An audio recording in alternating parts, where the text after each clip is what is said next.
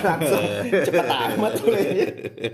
Udah kangen, udah kangen. Baru lu bilang tadi siap ya, langsung teriak aja lo. Balik lagi dengan Lenzi. Iya. Assalamualaikum warahmatullahi wabarakatuh. Luar biasa kita ketemu lagi. Dengan Arif, para pemirsa. Iya. Minggu depan puasa lo. Marhaban Ramadan. Yeah. Luar biasa. Mohon maaf lahir dan batin Iya, semuanya. iya. Kita akan. Emang lu puasa? Puasa dong. Puasa beduk. Oke, tema hari ini apa jadi Bung Arif? Ada perkembangan biasa ya Ukraine ya, sedikit ya. Kita mau bahas yang mana sih? Kan kita minggu lalu absen, Dim. Iya, itu pertama kita update dulu nih Ukraine, baru setelah itu kita update mengenai Fed. Oh iya. Perkembangan Naik ya. Oke. Ukraine. Nah, ada kan? kita tingtung dulu dong. Oh, Tingtung. Ya, jadi pembahasan pertama itu terkait dengan Ukraine ini masih 1 bulan setelah invasi awal di Rusia ke Ukraine. Ini masih berlangsung dan belum ada progres berarti dari ibaratnya kan tadinya kita agak meremehkan Ukraine ya. Kita pikir Kievnya bakal jatuh dalam segera, tapi ternyata kota-kota pentingnya masih belum jatuh malah justru. Gua ngeliat headline kemarin malah NATO berkomitmen untuk membantu. Masih sama membantunya dalam persenjataan. Oh, gua kira udah tentara segala macam masuk. Masih lah alat-alat militer, dia nggak berani, soalnya takut perang dunia ketiga. Iya. Gitu. Sama si belum Ceknya nambah pasukan terus kan? Iya. Nah, ini yang menarik adalah sepertinya beberapa lingkaran Putin, Mas Putin ini nggak sepenuhnya setuju. Makanya mungkin pasukan Rusia ini geraknya setengah-setengah gitu. Bahaya kalau Mas Putin dicuekin maksudnya. Iya, kayak nggak setuju lah. Mungkin nekat jadi majunya setengah-setengah gitu. Nekat. Tapi ini yang banyak analisis memperkirakan kalau misalnya Mas Putin dalam kondisi terpojok, dia semakin menggila. Dalam artian ada potensi perang senjata biologis. Nah, ini yang paling bahaya. Kemarin itu soalnya gue lihat juga memang ada berita yang bilang bahwa sudah ada skenarionya ya tinggal tekan tombol aja. Nuklir. Langsung berangkat katanya, itu perang psikologi sekarang sih kalau gue bilang. Itu benar-benar last resort ya. Tapi yang paling ditakutkan sekarang itu ini penggunaan senjata kimia seperti yang terjadi di Suriah. Gitu. Nah, ini yang mungkin sempat membuat khawatir lah gitu. Tapi ya itu sekali lagi beberapa katanya di dalam lingkaran Mas Putin ini juga masih belum setuju akan perang ini, jadi makanya belum maju-maju. Tapi di satu sisi perundingan juga belum membuahkan hasil. Iya, betul. Gitu. Jadi we don't know nih bakal berapa lama lagi ya perang ini makanya. Gitu ya. Dan sampai seberapa dahsyat gitu, apakah sampai amit-amit gitu ya menggunakan senjata biologis ya jangan sampai gitu kan. Tapi kalau udah sampai terjadi ya mungkin market akan koreksi ya cukup dalam ya kalau misalnya kayak gitu. Tapi emang sekarang kalau kita lihat kondisinya kan Putin juga udah mulai mengeluarkan dia punya bargaining power kan. Kemarin gue lihat juga cerita bahwa dia udah kalau ada yang mau beli gas dari dia langsung pakai rubel. Betul. Lu cari dia tuh rubel di mana. Iya. Sanksi-sanksi ekonomi itu juga dilawan tanda kutip sama Mas Putin dengan kayak gitu. Mereka kalau mau beli komoditas pakai rubel lo beli. Komoditasnya pakai rubel. Sementara ini aja sistem pembayaran Rusia sendiri kan diasingkan lah istilahnya. Bayar lah pakai banknotes ya kan. pakai uang koin pakai uang koin. Makanya yang menarik adalah kripto, karena katanya kripto itu kan salah satu cara pembayaran lah. Gue jago kripto nih. Ya lumayan. Jangan salah lah, gue udah belajar dikit-dikit kripto. Sama satu lagi tuh Jerman sempat bilang tuh dia membuka beberapa pintu kegiatan ekonomi sama si Rusia. Itu gimana? Ya itu dia mungkin. Jadi, ada beberapa. Betul, karena dia kayaknya direct hit dia kalau dia macam-macam sama Mas Putin juga tuh si Jerman. Akhirnya dia lumayan membuka hati lagi. Iya, karena memang Eropa itu sebenarnya ketergantungan energi sama Rusia. Karena Rusia punya gas alam, punya minyak. Eropa punya rubel gak? Iya, itu dia makanya. Nah, ini makanya kedepannya kita lihat perkembangannya nih semakin unknown gitu ya.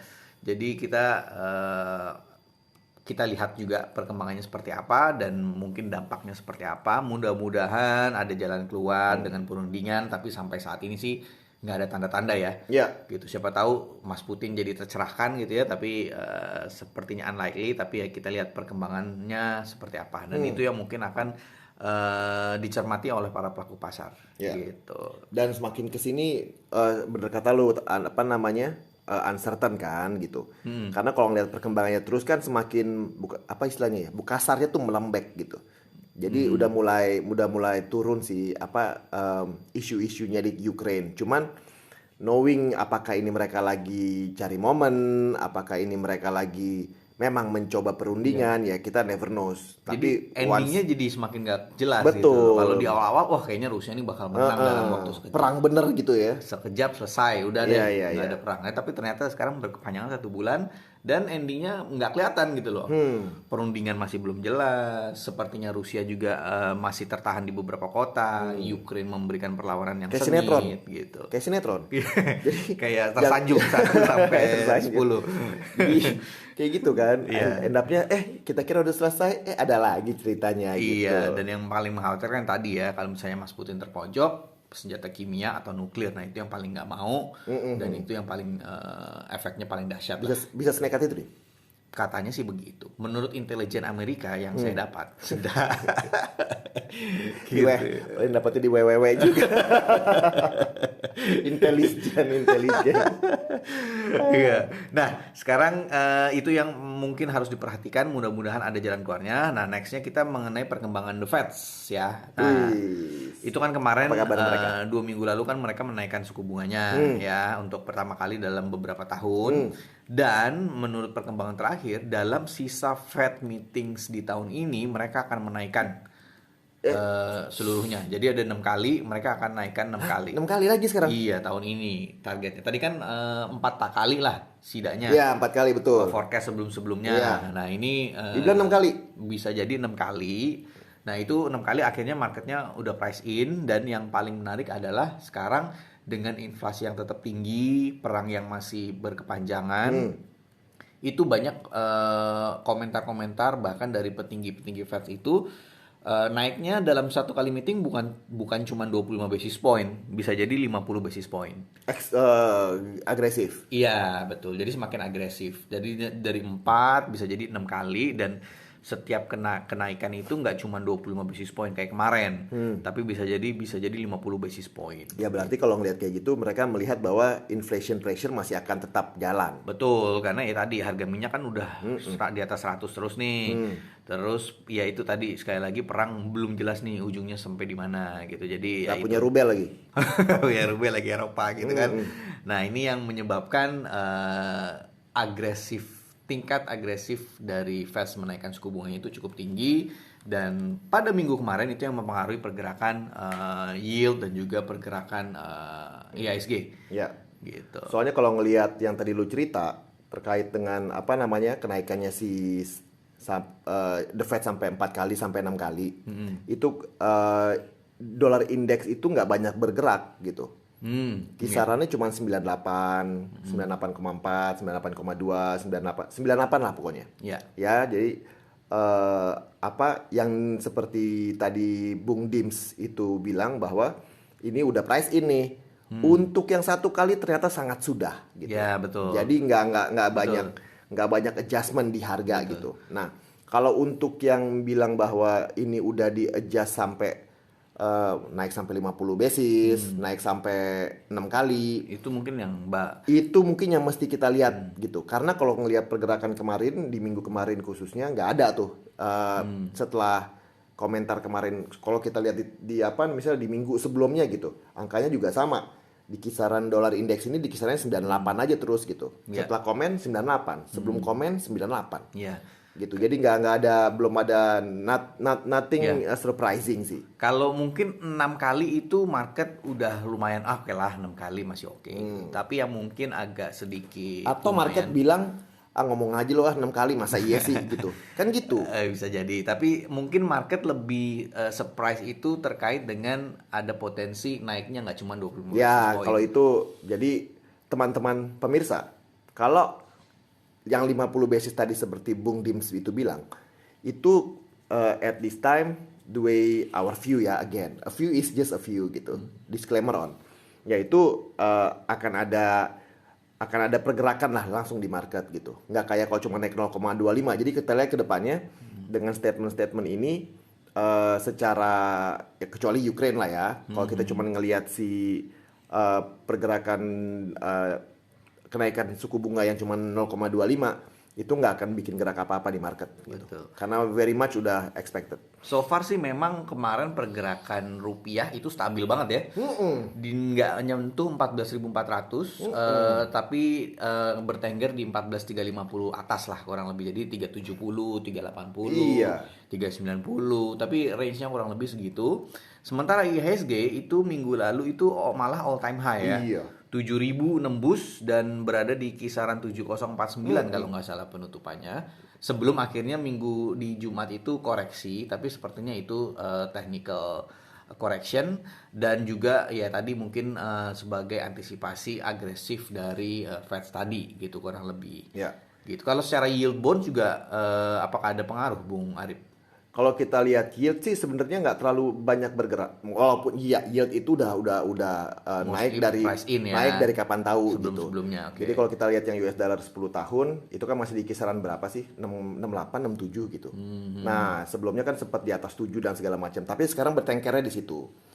Jadi kalau ngelihat kalau ngelihat pergerakannya bonds itu sekarang lihatnya apalagi kalau udah ngomongin bonds, pasti kan ngomongin the Fed. Nah, orang-orang nih lagi waiting on the sideline.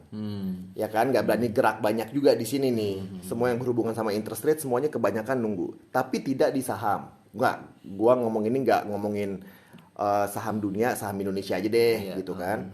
Nah, kalau saham Indonesia kalau kita lihat justru melejit terus. Betul. Nah, apakah pertama, kepemilikan asing by the way turun terus ya, guys.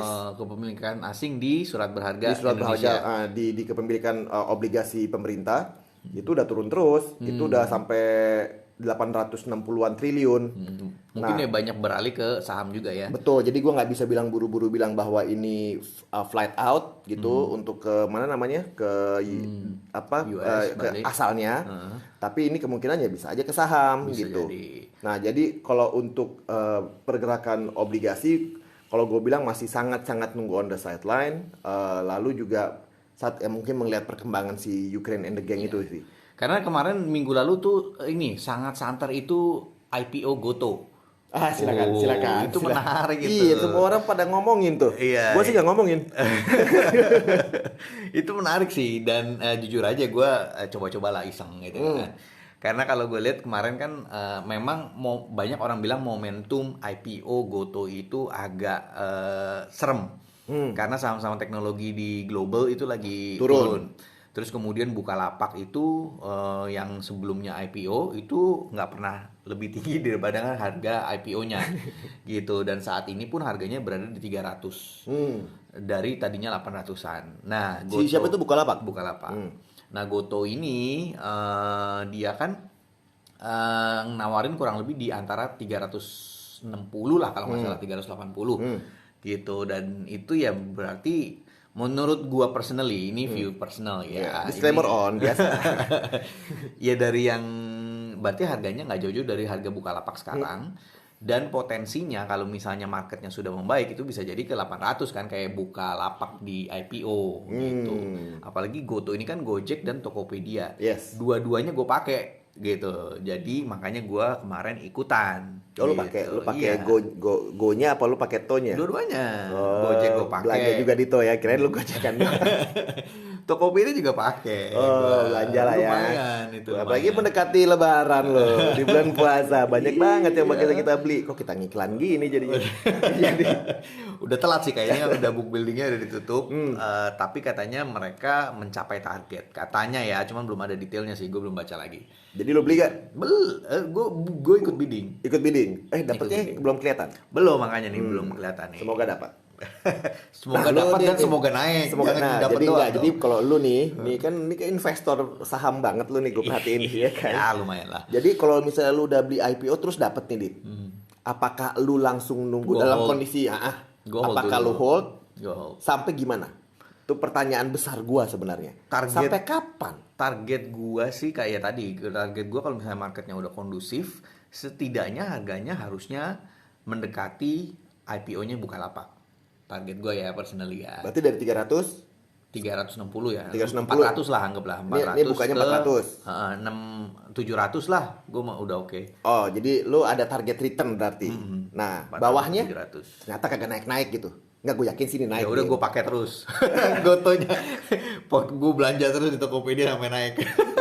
Ini kan gue strategi investor lah gitu kan, masing-masing banget nih kan, ya enggak. Jadi berarti lu tadi untuk atasnya lu punya target return berarti. Iya. Ya, jadi untuk kita kalau misalnya invest di sesuatu, lu harus ada target return. Iya. Once target return lu tercapai, apapun itu gitu, apa itu di obligasi, apa itu di reksadana. Iya. Jadi once lu target returnnya dapet, lu cabut langsung. Iya, ya lihat perkembangan. Nah, kemungkinan itu Iya. gue yang selalu menanyakan gitu, apakah kita harus target return langsung cabut, apa lihat Gua sih perkembangan lagi. kalau udah 700-an sih sangat besar kemungkinan gue cabut. Oke, itu satu. Yang kedua, bawahnya. Bawahnya justru gue nggak keluar, tapi gue akan nambah. Tapi mungkin di level setengah dari 400 lah, jadi 200-an Nah. gue mau nambah. Oke, itu karena lu tahu backgroundnya, ini Karena gue percaya Tokopedia akan melejit terus, akan tetap dipakai. akan tetap dipakai. Oh. Tinggal sebenarnya, nah ini juga analisa yang gue baca adalah sebenarnya Tokopedia itu cukup solid. Tapi kalau dari si Gojek itu terlalu banyak promo gitu. Jadi sampai saat ini dia belum untung lah istilahnya. Oke. Gitu. Terus tadi duitnya lu berarti lu kalau agak turun, lu inserten target, lu masuk lagi. Kenapa duit lu banyak begitu coba? Ya itulah menabung makanya, Bung Arif. Rezeki emang nggak kemana ya, Dim Kita ya. harus banyak-banyak menabung. Jadi Ya. Goto. Jadi Goto memang hot memang. Oke. Jadi kita lihat lah ya, kita Kapan lu dapat pengumuman Goto dapat apa enggak? minggu ini harusnya. Kabarin Minggu ini. Hari Senin lah hari itu Terbagi. kita lihat. Makanya belanja dong. Gue juga pakai kalau Tokped mah. Ya. Oke, jadi itu kurang lebih minggu kemarin ya. Oh, jangan lupa ada Mandalika juga minggu kemarin. Lagi seru-serunya tuh minggu lalu. Sampai yang paling terkenal adalah pawang kita ternyata. Gue lihat. Pawang hujan. Gue lihat di apa? Gue bilang ini Rara siapa? Gue bilang. Tuh ada di tren gitu kan, Itu ada di ternyata, trending. Terus lihat Rara, oh ini yang ada yang bolak-balik. Itu di pit apa di sirkuit sih? Di pit ya? Pitnya, depan pit. Di depan pit ya, bukan di sirkuitnya gitu ya. Ya, Iya, ya. itu kearifan lokal katanya. Banyak duitnya, Dim. Iya, makanya dia itu marketing yang jenius. Terlepas dari segala kontroversi dan segala macam ya. Iya, iya. Menurut gue itu marketing yang jenius. Betul, mau mencuri perhatian. Iya, mencuri perhatian. Sampai balapannya udah selesai, seminggu pun masih dibahas. Masih nih, dibahas. si pawang ini. Lokal maupun luar sana. Iya, kan? iya. Dan komentatornya tuh ngomong loh, wah ini kita harus berterima kasih kepada wanita tadi, siapapun namanya di sini. Itu lumayan loh, marketingnya jago tuh nih. Iya, Terlepas dari segala kontroversi ya. betul. Untuk Iya. Indonesia pun juga. Jadi kan orang lagi penasaran nih, wah di Mandalika, terus ada kearifan lokal seperti ini, ada apa di Indonesia? Datang lagi dia ke sini, Iya. nyari yang kearifan lokal yang lain kan? Ya, oke. Nextnya di minggu depan nih, Bung Arif. Nah. Minggu depan ini ada beberapa data penting, terutama dari US yang akan mempengaruhi tadi nih Agresifan. keagresifan si Feds-nya ini. Pertama ada GDP growth dari US yang diperkirakan berada di angka 7%, which is nggak GDP, jauh dari oke. inflasinya mereka ya. Inflasi Ya, mereka ya. kan di 7%. Terus kemudian ada PCE, Personal Consumption Expenditure. Bus. Artinya apa? Artinya ada. Gue juga baru baca sih. Itu kurang lebih harga price yang harga dibayarkan oleh orang-orang. Jadi ini mungkin nanti ujung-ujungnya kan akan sebagai indikator inflasi. Nah ini diperkirakan juga akan naik, which is itu make sense. Dan kemudian yang terakhir yang nggak kalah pentingnya adalah unemployment rate dari US. Diperkirakan akan turun. Nah kalau memang unemployment rate-nya turun, ya otomatis itu juga bisa menambah dukungan untuk Fed naikinnya lebih agresif gitu, karena ibaratnya faktor tenaga kerjanya udah lumayan lah gitu. Nothing special untuk minggu depan, ya. Jadi kalau kita ngelihat pergerakan US rupiah, I think masih range tradingnya sama seperti minggu kemarin. Betul. Dan minggu depan itu juga masih ada juga data dari Indonesia inflasi. Tentu saja ini berkirakan naik ya dari 2,06 itu target perkiraan orang-orang itu di sekitar 2,5%. Ini juga make sense mengingat minyak goreng yang katanya 2 kali lipat sekarang harganya tiba-tiba muncul. Dan juga ya biasalah menjelang puasa banyak juga harga-harga naik gitu kan. Dan sampai hilang lagi di minyak. Solar katanya pada ngantri, which is agak aneh sih. Gitu. Tapi yang menarik loh, harga Pertamax itu masih di 9.000. Sementara kalau misalnya kita ke SPBU Shell itu di 14.000. Orang bilang harga marketnya itu memang harga harusnya di 14 ribuan. Gitu. Itu Pertamax kan udah non subsidi bukan? Ngomongnya begitu. Zaman dulu banget tuh gue ingetnya gitu. Memang istilahnya begitu. Cuman kalau misalnya lihat perbedaan harga 9.000 ke 14.000, nggak mungkin kan? Iya, makanya. Jadi bisa jadi mungkin setelah Lebaran naik kali atau gimana gitu. Iya, sekarang lagi dihitung kali. Ketika marketnya atau suasananya udah kondusif gitu kan, mungkin mereka baru bisa menaikkan harga. Cuman nggak tahu juga kebijakan pemerintah seperti apa. Tapi tekanan inflasi di Indonesia udah mulai berasa lah ya. Apalagi menjelang puasa, ntar juga Idul Fitri. Nah ini yang kita lihat nih di nanti data inflasi Indonesia seperti apa gitu. Dan nantinya akan berpengaruh kepada BI rate. Karena BI rate itu kemarin ngomongnya mereka belum akan menaikkan apabila inflasinya masih segini-gini aja. Kecuali sudah fundamentally sudah ada kenaikan yang cukup mengkhawatirkan, nah baru mereka bisa menaikkan 35% gitu. Gak, karena kan kenaikan kita ya mungkin seasonal nih mungkin dan mungkin juga entah kenapa yang minyak goreng tiba-tiba menghilang gitu jadi naik. Nah itu mungkin bukan menjadi dasar Bank Indonesia untuk menaikkan kalau misalnya ada faktor seasonal yang ikut menekan inflasi. Ya, jadi nunggu hasil itunya dulu gitu. Kalau minyak goreng ini sekarang naik naik tinggi lah ya. Udah naik tinggi, dampaknya apa nih? Betul. Lihat inflasinya dulu nih. Betul. Ya kan? Dampak ke harga-harga lain gorengan misalnya naik nggak gitu kan? Makanan naik tahu nggak? isi. Makanan naik nggak gitu kan? Terus, nah itu kalau misalnya udah menjalar kemana-mana, nah itu baru mungkin. Karena mungkin kan kalau misalnya minyak goreng itu kan satu liter misalnya bisa dipakai buat banyak masakan. Ya. Jadi kontribusi ke tiap masakan mungkin tidak sebesar si 1 liternya itu. Betul. Nah itu ya, itu yang mungkin harus diperhatikan juga. Saya akan perhatikan. Terus juga ada inflasi data dari Eropa. Nah ini mungkin terkait dampak dari perang ya kita lihat. Karena pasti harga komoditas di Eropa itu naik. Itu baru awal-awal perang aja udah naik, apalagi sekarang masih udah 1 bulan. Sensitif sekali. Betul, apalagi sekarang Mas Putin minta dalam rubel. Nah ini yang mungkin mengkhawatirkan. Jadi kedepannya juga market pasti akan cenderung tertekan ya, walaupun kita lihat IHSG sudah berhasil nembus all time high. Mungkin ya ngetes lagi nih level 7.000 ya gitu. Tapi ya tenaganya ya so far sih belum kelihatan juga, kecuali IPO Gotoh-nya sukses banget gitu ya dan menjalar kemana-mana. Oh iya betul, akan kesana tuh arahnya. Betul. So jadi kalau untuk IHSG kita perkirakan dia akan ngetes lagi 7.000 sih. Oke, jadi range ya 7.000-an.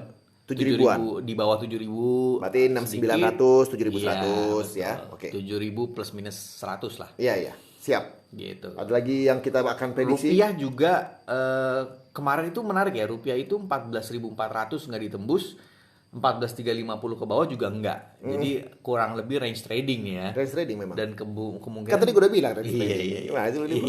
Berarti ya mungkin minggu depan juga kurang lebih begitu juga. Iya, range-nya. Gitu. Seperti minggu lalu lah, most likely. Betul. Apalagi yang lo mau prediksi, Dim? Udah. Harga minyak goreng? Siapa tahu lo mau nebak harga gorengan, kan bisa aja. Harga gorengan bakal naik nggak nih menurut lo? Iya. Oh naik dikit pasti. Tapi naik dikit. Jadi maksudnya tadinya 1.001. Jadi 1.000. Sekarang 2.000. Gila lu. Kagak lah. Enggak, maksudnya 2.000 3.002 gitu misalnya. Enggak. Itu dia masih naik dari 1.000 ke 1.100 atau 1.200 dulu. Ya masa beli gorengan 1.100 kagak ada kembaliannya abangnya. Biasanya tuh gitu naiknya. Oh itu strategi pricingnya begitu. Iya. Tapi nggak mungkin lu naikin misalnya 1.500, berarti naik 50% loh. Ya makanya 1.500 Nggak, satu kan. terus Jadi ada urusan. Kenapa kita jadi mikirin gitu ya? Jadi belibet sendiri. Ya udah gitu. Ya udah, kita kembalikan nanti kita lihat abang gorengan seperti Ketemu apa. kita puas